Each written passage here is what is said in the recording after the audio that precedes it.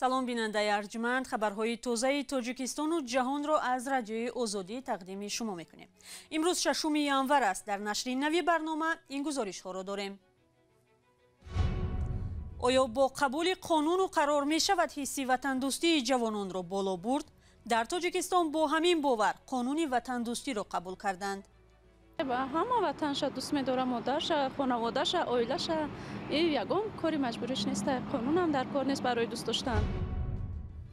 صرف نظر از تلف ده‌ها هزار ماهی و ضرری که از آفت طبیعی رسید، ماهی پروران کلو بر رشد این ساحه باور دارند.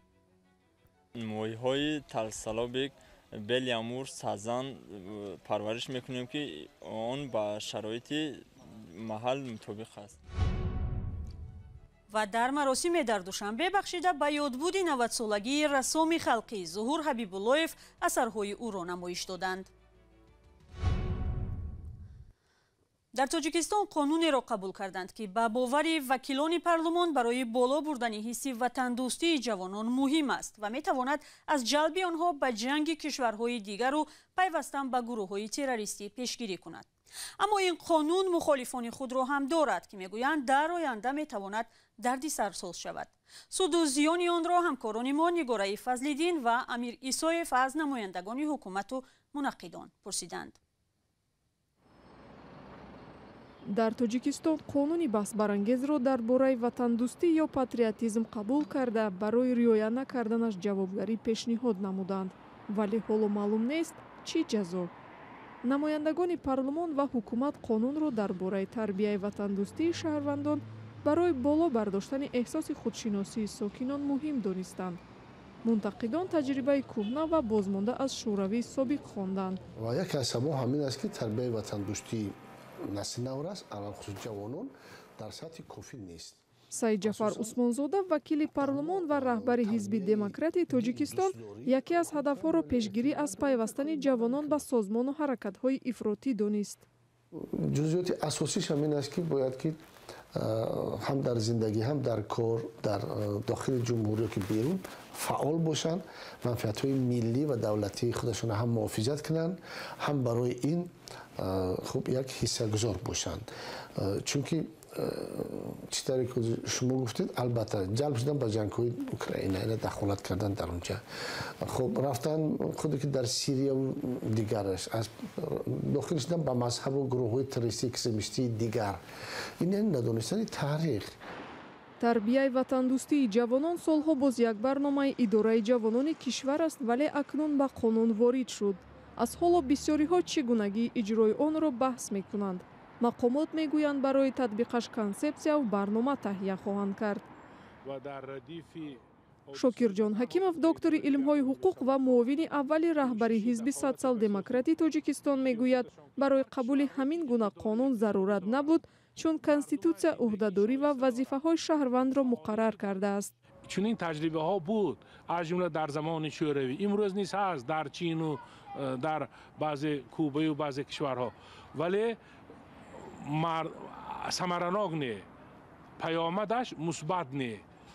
باید همین خیل باشد طوری که در هندوستان بود، مردم سر و لباس خود داشت، به قول اون شاعر شرابی تلخ نمی نوشم ولی مستانه می گردم، لباسی کهنه می پوشم ولی مردانه می گردم. اما محبت و صمیمیت و حکومت احساس میکرد و از این خاطر هر یکش آماده است که برای حمایت تمامیت ارضی و یکپارچگیش خیزد و این است مسئله امنیت. راهگذران در کوچه های دوشنبه نیز در این مورد نظر یکسان ندارند. ما وطن دوستیم، ما طرفدار قانونیم، ما وطن دوست می‌داریم. دوست داشتن مجبور کردن نیست و اختیاریه و همه وطنش دوست می‌داره، مادرش، خانواده‌ش، عائله‌ش. این یگان کاری مجبورش نیست. قانون هم در کار نیست برای دوست داشتن. قبول چنین قانون‌ها برای ما جوانان البته بسیار کار خوب است، زیرا هر یک شخص باید مسئولیت خود را نسبت به وطن دوستی خود باید دانند. قانون چخل این قانون هیچ کس مجبور کار نمی‌تواند. هیچ کس مجبور کار نمیتونه که تو وطن دوست داری که هر یک انسان باید که دین خود را داشته باشه و وجدان خود را داشته باشه برای دوست داشتن وطن. қонун дар бораи тарбияи ватандӯстии шаҳрвандон ба иттилои расмӣ аз тарафи Рустами Эмомалӣ, раиси Маҷлиси Миллӣ ва писари раиси ҷумҳури Тоҷикистон пешниҳод ва бидуни баҳсу баррасӣ зиёд пазируфта шудааст. худи раиси ҷумҳур онро дар охири моҳи декабри соли 2022 имзо гузошт ва ба иҷрояш роҳ кушод. айни қонун соли 2017 дар Чин қабул шудааст. дертар Русия низ қонуни ватандӯстиро барои хонандагони мактабҳои миёна қабул кард. Беларус кишвари дигари собиқи шӯравӣ низ барои солҳои 2022-2025 низ чунин барнома дорад. барномаро бо гузоришҳои дигар идома медиҳем. мушакборони Русия ки зербунёд ё инфрасохтори энергетикӣ ва шабакаҳои барқии Украинаро ҳадаф қарор доданд, олимону сокинони ин кишварро ба истеҳсоли нирӯгоҳҳои офтобӣ водор кардааст. мутахассисон дар шаҳри Сумии Украина талош доранд истеҳсоли барқи офтобиро ба таври оммавӣ ба роҳ монда хонаҳои сокинонро аз ин роҳ гарму рӯшан кунанд. тафсилотро дар гузориши Садои Амрико мебинем ки Каюмар Сиято تهیه کرده است. با آغاز حمله روسیه در اوکراین، عالمان شهر سومی به کارکرد منابع الترناتیوی استحصال نیروی برق سر کردند. در دوام تقریبا یک سال جنگ در اوکراین، روسیه قسم زیادی زیربنیادهای برقی اوکراین را موشکباران و ویران کرد. کاری که ما میکنیم به همسایه های من خیلی پسند است. آنها میگویند تا وقتی که الکسی در بری ما هست، همش خوب میشود. الکسی دروزدنکو خانه خود و چند همسایش را توسط باتری آفتابی روشن کرده است. ما به استخوانه ها یا نقطه های تعمیر ماشین ها زنگ زده و خواهش میکنیم که به ما اکومولاتور دهند. ما امید داریم که با این راه 3-4 خانه را تقریبا تا 10 ساعت در یک روز با برق تامین میکنیم. دروزدنکو معاون رئیس شعبه انفرماتیکای دانشگاه دولتی سومی است و میگوید که گروه او در دانشگاه باتری سیار آفتابی را اختراع کرده است. چون این دستگاه استحصال برق کمتر از $4000 ارزش دارد. آن را در بعضی از ناحیه‌های اوکراین به طور عمومی استحصال میکنند. ما می توانیم تمام گذرگاه ها، بیمارخانه های صحرایی و پاسگاه های فرماندهی را که از برق محرومند با روشنی تامین کنیم. کشادن و بند و بست این دستگاه مشکل نیست. هر کس می تواند در 5-7 دقیقه این کارو کنه. این ایستگاه خودساخت برقی از 6 پنل آفتابی، اینچنین محرک ماشین های بارکش عبارت است. آن در داخل در بین جایگیر است. با واسطه انورتورها کار باتری های آفتابی درست به راه مانده می شود و این به ما امکان می دهد که منبع دیگری نیروی برق مثل گنراتورها را هم به کار درآوریم. به گفته دروزدنکو، ساکنان سومی حالا به نصب پنل های آفتابی سر کردند. برخی از ساکنان در خانه های خود در بام و درآمدگاه ها پنل های آفتابی نصب کردند. آنها راه پیوست کردن پنل ها را به باتری ها پیدا کرده اند. این الکی یک قدم به سوی استقلالیت انرژتیکی است.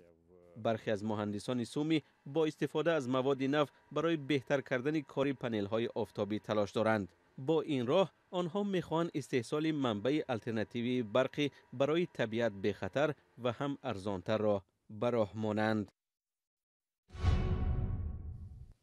حالا میرویم به کولوب، منطقه‌ای که در آن ده‌ها خوجگی ماهی پروری فعال است. اما باران و سیل در تیر ماه امسال به جیب ماهی پروران منطقه زیانی جدی مالی رسانیده است.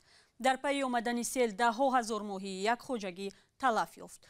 ماهی پروران حالا تلاش دارند با استفاده از راه‌های گوناگون این مشکل را پیشگیری کنند. همکارمان محمودجان رحمتزاده درباره وضع ساحه ماهی پروری در کولوب گزارش تهیه کرده است که همراه می‌بینیم. ماهیان پیش از شکار آنها. شکار را در خوجگی ماهی پروری اسماعیل اول ماه نوامبر آغاز کرده اند. در این 2 ماه خوجگیداران توانستند بیش از 1 تن ماهی بفروشند. حالا دوباره قصد دارند به بازار ماهی برآورند. ما در این خوجگیمون ماهی‌های تلسلابیک، بلیامور، سازان پرورش میکنیم که آن با شرایط محل مطابق است. حالا در کولوب 57 خوجگی ماهی پروری فعالیت دارد. شکار ماهی از تیر ماه آغاز شده، فروش آن تا بهار ادامه می‌یابد. در حکومت محلی میگویند سال از سال شماره خوجگی ها افزایش یافته ایستاده است. یک سبب زیاد شدن خوجگی ها با گوشت پرهیزی تامین کردن مردم می باشد.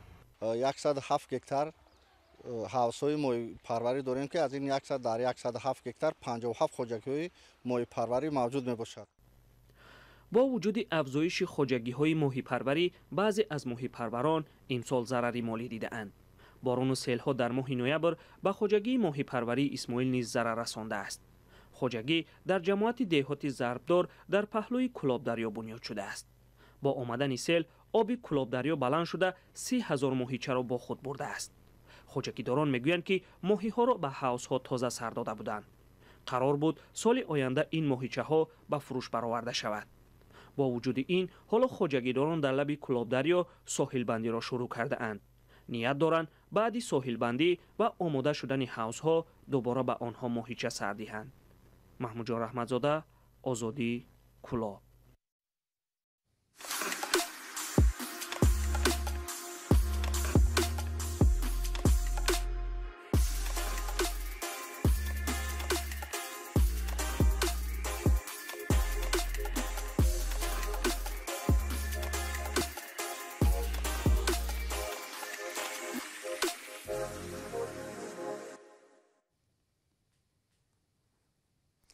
روز 4 январ در تالار آثارخانه ملی تاجیکستان نمایشی با شکوه تحت عنوان خط حیات بخشیده به یادبود 90 سالگی رسام خلقی ظهور حبیباللهیف برگزار گردید.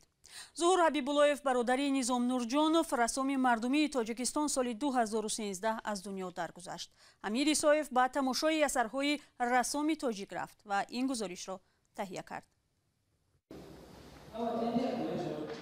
نمایش خط حیات اینجا زیاده از 25 عدد اثرهای ظهور حبیباللهیف رسام خلقی تاجیکستان گردآوری شدند که از فوند طلایی آثارخانه ملی به نمایش برآورده شدند. در ردیف همین اثرها اینچنین پیروان خود استاد یعنی شاگردانشون که در دوره‌های گوناگون خود استاد آنها را تربیت کردند یعنی به وای رساندند به مانند بهرام اسمتوف، بهروز زبیرов، روشن روزیبویف و ایرج علموف که این رسامان جوان یعنی از قلم استاد بهره‌ور گشتند و مخصوصاً با همین رویه استاد پیروی میکنند و اثرهایی که در اینجا به نمایش گذاشته شدند رنگ‌های خود استاد احساس می شود. این نمایش در تالار آثارخانه ملی تاجیکستان بخشیده به یادبود 90 سالگی ظهور حبیباللهیف روز 4 январ آغاز گردید. باید گفت که رسام حبیباللهیف ظهور در آثارشون نه تنها چهره شخصیت ها بلکه حالت روحیش این شخصیت ها رو یعنی استاد توانستند که به تماشابین روانه کرده توانند. توجه تماشابینان خارجی نسبت به ما زیادتر می باشد یعنی به صنعت تصویری توجه تماشابینان خارجی زیادتر هستند.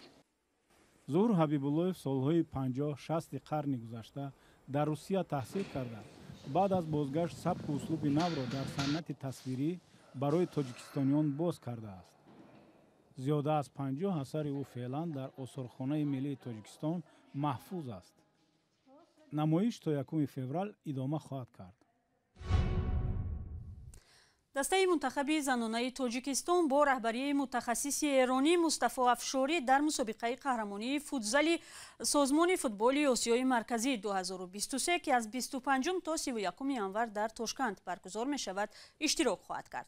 یادآور می شویم اولین مسابقه قهرمانی فوتزال کاف 2022 که ماه январи سال گذشته در دوشنبه برگزار شده بود با پیروزی منتخب ایران خاتمه یافت. برنامه به پایان رسید ولی نشر خبرها با عکس و ویدیو هر ساعت در سامانه رادیوی آزادی و در صفحه های رادیوی آزادی در فیسبوک و اینستاگرام، توییتر و تلگرام و تیک تاک و ادناکلاسنیکی ادامه دارد. به شما استراحت خوب و خوش می‌خواهیم و تا ملاقات در برنامه‌های دیگر. خدا نگهدارتان.